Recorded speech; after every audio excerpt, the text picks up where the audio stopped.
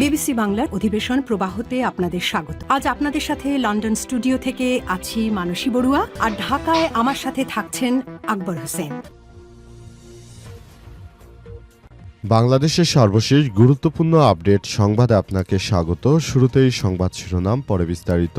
প্রথমেই জানাবো আমাদের হাতে থাকা সর্বশেষ গুরুত্বপূর্ণ সবথেকে তাজা আপডেট সংবাদ। নির্বাচনী সহিংসতা, 2 জেলায় স্বতন্ত্র প্রার্থীর সমর্থকদের উপর বিএনপির ব্যাপক হামলা। গাইবান্ধা 5 সাগাটা ফুলছড়ি আসনে স্বতন্ত্র প্রার্থী নাহিদুজ্জামান নিশাদের কর্মী সমর্থকদের উপর হামলা করেছে বিএনপি। এছাড়াও ময়মনসিংহের ভালুকা আসনে স্বতন্ত্র প্রার্থী মোহাম্মদ মোর্শেদ আলমের কর্মী সমর্থকদের উপরও হামলা চালানো হয়েছে। পাশাপাশি আমার বাংলাদেশ পার্টি এবি পার্টির সাধারণ সম্পাদক আসাদুজ্জামান ফোয়াদের নেতাকর্মীদের উপর হামলা চালিয়েছে বিএনপির যুবদল।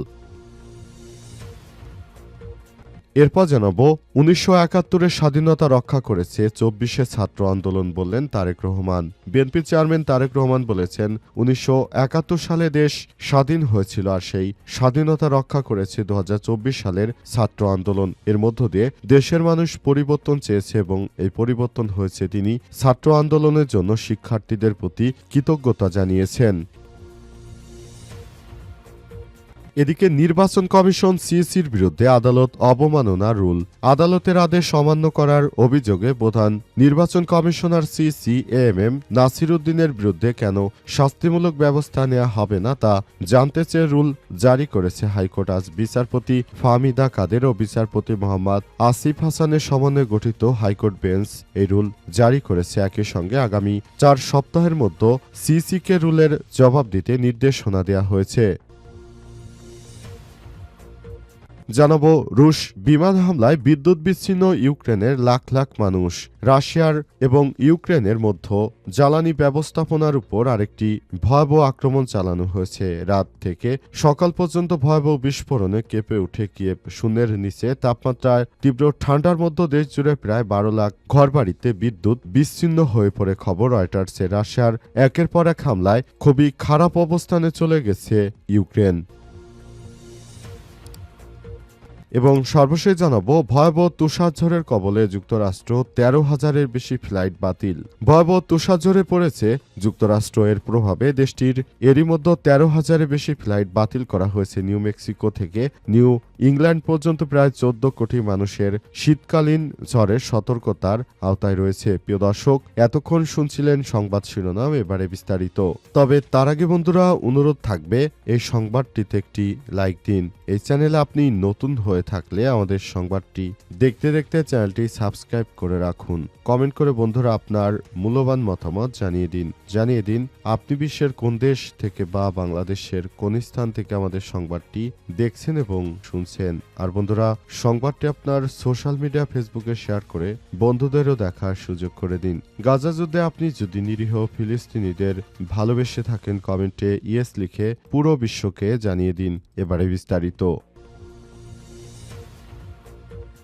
নির্বাচনী সহিংসতায় 2 জেলায় স্বতন্ত্র প্রার্থীর সমর্থকদের উপর ব্যাপক হামলা। গাইবান্ধা 5 সাগাটা ফুলছড়ি আসনে স্বতন্ত্র প্রার্থী নাহিদুজ্জামান নিশাদের কর্মী সমর্থকদের উপর হামলার ঘটনা ঘটেছে শুক্রবার রাতে। সাগাটা উপজেলার কোচোয়া পাদুসমন শহর ও ঘড়িদহ ইউনিয়নের এই ঘটনা ঘটে। এদিকে ময়মনসিংহ 11 ভালুকা আসনে স্বতন্ত্র প্রার্থী মোহাম্মদ মোর্শেদ আলমের কর্মী সমর্থকদের উপর হামলার হুমকি ও প্রচারণায় বাধা দেওয়ার অভিযোগ উঠেছে। এছাড়াও 10 দলীয় জোটের প্রার্থী ও আমার বাংলাদেশ পার্টি এবি পার্টির সাধারণ সম্পাদক ব্যারিস্টার আসাদুজ্জামান ফোয়াদের প্রচারণায় হামলা চালিয়েছে বিএনপি। স্বতন্ত্র প্রার্থী ও বিএনপির সাবেক জেলা সহসভাপতি নাহিদুজ্জামান নিশাদ বলেছেন, রাতে 9টার দিকে গাইবান্ধা 5 আসনে স্বতন্ত্র প্রার্থী নিশাদের নির্বাচনী লিফলেট বিতরণ শেষে কর্মী সমর্থকরা কোচোয়া ইউনিয়নের একটা বাজারে চা খাচ্ছিলেন। হঠাৎ একদল লোক তাদের উপর লাঠিসোঁটা নিয়ে হামলা করে এবং তাদের কর্মী সমর্থকদের মোটরসাইকেলগুলো ভাঙচুর চালায়।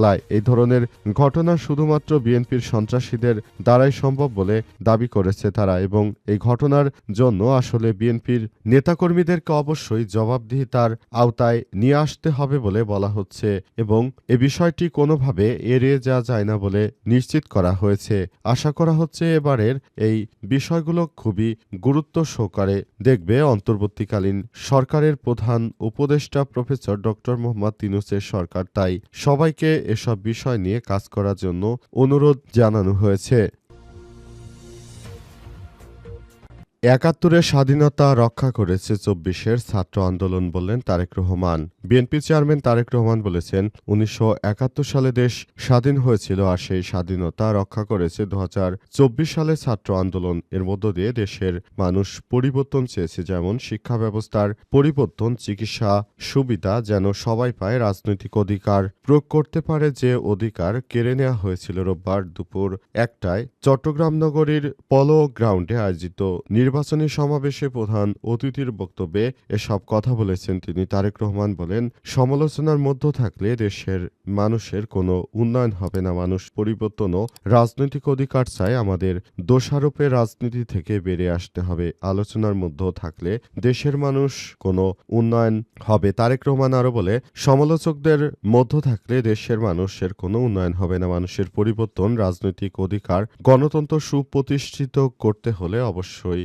আমাদেরকে এসব বিষয় নিয়ে কাজ করতে হবে। গণতন্ত্রকে সুপ্রতিষ্ঠিত করতে হবে। দেশটাকে যেন কোনোভাবেই আর স্বৈরাচারের দোসরদের হাতে চলে যেতে না পারে, সেজন্য সবাইকে আরো বেশি যার যার জায়গা থেকে কাজ করতে হবে। নতুন বাংলাদেশ গড়ে তোলার ক্ষেত্রে আরো বেশি দায়িত্ববান হতে হবে বলে জানিয়েছেন তারেক রহমান। তারেক রহমান মনে করেন, বাংলাদেশে এখন যে সুযোগ সৃষ্টি হয়েছে, এই সুযোগকে কাজে লাগাতে হবে এবং নতুন করে আসলে এই বিষয়গুলোকে খুবই গুরুত্ব দিতে হবে বলে মনে করেন তিনি। অন্তর্বর্তীকালীন সরকারের প্রধান উপদেষ্টা প্রফেসর ডক্টর মোহাম্মদ ইউনূসের সরকার মনে করেন যে সময় ও কাজের সুযোগ সৃষ্টি হয়েছে, এটাকে কোনোভাবেই হাতছাড়া করা যাবে না। সিসির বিরুদ্ধে আদালত অবমাননা রুল। আদালতের আদেশ অবমাননার অভিযোগে প্রধান নির্বাচন কমিশন এম নাসির উদ্দিনের বিরুদ্ধে কেন শাস্তিমূলক ব্যবস্থা নেওয়া হবে না, তার জন্য রুল জারি করেছে হাইকোর্ট। হাইকোর্টের ২ বিচারপতির গঠিত একটি সমন্বয় বেঞ্চ এই বিষয়ে সিদ্ধান্ত গ্রহণ করেছে। তারা জানিয়েছে, বিষয়গুলোকে খুবই গুরুত্ব সহকারে দেখতে হবে। হাইকোর্টের বেঞ্চ থেকে কোনোভাবেই এই বিষয়টি যেন অন্যদিকে না যায়, সে বিষয়টি খুবই গুরুত্ব সহকারে দেখতে হবে। অন্তর্বর্তীকালীন সরকারের প্রধান উপদেষ্টা প্রফেসর ডক্টর মোহাম্মদ ইউনূস যে নতুন করে বিভিন্ন ন্যায়নীতির কথা শোনাচ্ছেন, কিন্তু প্রকৃতপক্ষে সেগুলো তার নির্বাচন কমিশনই তিনি কিছুটা লঙ্ঘন করে ফেলেছেন। সেজন্য কেন তার বিরুদ্ধে শাস্তিমূলক ব্যবস্থা গ্রহণ করা হবে না, এ বিষয়ে জানতে চেয়ে আজ রুল জারি করা হয়েছে। এই রুলের বিষয়টি খুব দ্রুততম সময়ের মধ্যে নিষ্পত্তি করার আহ্বান জানানো হয়েছে। যদিও বাংলাদেশের প্রধান নির্বাচন কমিশনার বিভিন্ন সময় বিভিন্ন বিষয়ে বক্তব্য দিয়ে তিনি আলাদা একটি ভাবমূর্তি প্রতিষ্ঠার চেষ্টা করেছেন, তবে শেষ পর্যন্ত আদতে তার এই বিষয়গুলো কতটা সত্য এবং মিথ্যা, এ বিষয়ে নির্বাচন কমিশন ইসির পক্ষ থেকে এই রুলটি জারি করা হয়েছে এবং এই রুল অনুযায়ী সবকিছু যথাযথভাবে করা হয়েছে বলে জানানো হয়েছে। নির্বাচন কমিশনের পক্ষ থেকে আসলে প্রতিনিয়ত এসব বিষয় নিয়ে বলা হচ্ছে যে নির্বাচন সুষ্ঠু হবে, সুন্দর হবে, কিন্তু এখন পর্যন্ত সেখান থেকে আশানুরূপ কোনো ফলাফল পাওয়া যায়নি। রুশ বিমান হামলায় বিদ্যুৎ বিচ্ছিন্ন ইউক্রেনের লাখ লাখ মানুষ।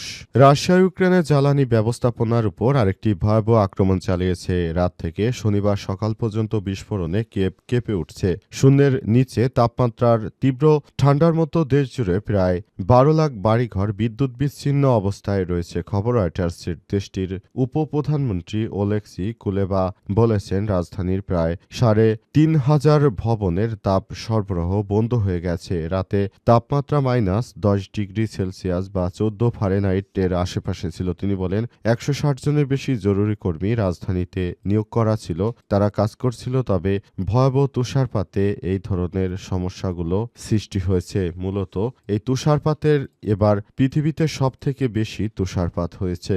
রাশিয়ায় এমন এমন জায়গা দেখা গেছে যেখানে প্রায় ১৪ তলা বিল্ডিং এর সমান তুষারপাতের ঘটনাও ঘটেছে। এসব তুষারপাতের কারণে মূলত হামলার পরপরই বিদ্যুৎ বিচ্ছিন্ন হয়ে যাওয়ার পরে সাধারণ মানুষ চরম বিপাকের মধ্যে পড়ে। মেদভেদের পক্ষ থেকে আরো বলা হয়েছে যে এই ধরনের হামলা মাঝে মাঝেই রাশিয়া করছে এবং এসব হামলায় রাশিয়া যথাযথ ফল পাচ্ছে। ইউক্রেনের প্রায় প্রতিটি জায়গায় এই ধরনের ঘটনাগুলো ঘটছে এবং এই অনাকাঙ্ক্ষিত ঘটনার পেছনে রাশিয়া কোনোভাবে দায় এড়াতে পারে না। নিরীহ মানুষকে হত্যা, রাশিয়ার যে কর্মকাণ্ড বর্তমান দেখা যাচ্ছে, এখান থেকে বেরিয়ে এসে তাদেরকে ভালো কোনো কোনো কিছু করতে হবে এমন প্রত্যাশার কথা ব্যক্ত করা হচ্ছে। তবে প্রকৃতপক্ষে এই যুদ্ধ বন্ধ করার জন্য যুক্তরাষ্ট্রের প্রেসিডেন্ট ডোনাল্ড ট্রাম্পও চেষ্টা চালিয়ে যাচ্ছেন, কিন্তু তিনি আসলে কোনো কিছুই সেভাবে করতে পারেননি। তিনি মূলত এসব বিষয় নিয়ে খুবই হতাশার মধ্যে রয়েছেন, কারণ তিনি নিজে যুদ্ধ বন্ধ করার প্রতিশ্রুতি দিলেও তিনি আজ অবধি এই যুদ্ধ বন্ধ করতে পারেননি। তিনি পুরো বিষয়টি নিয়ে হিমশিম খাচ্ছেন।